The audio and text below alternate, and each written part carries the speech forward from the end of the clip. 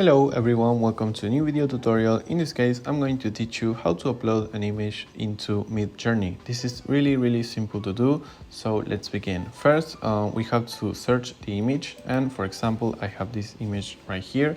So how do we do this? It's really simple. If we are in Google and we, for example, choose this image, we just drag it and put it right here, and as you can see, the image is already uploaded.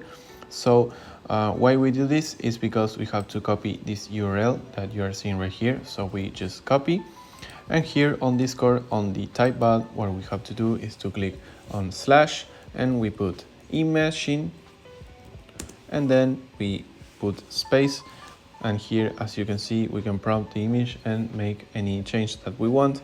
In this case, for example, I'm going to put create new image, for example, and I just paste the URL that I just did. So we click enter, and as you can see,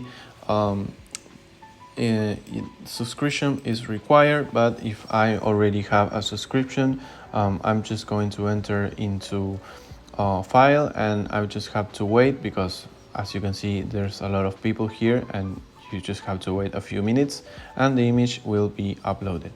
So thank you very much for watching this video. Please comment, like and subscribe if this helped you.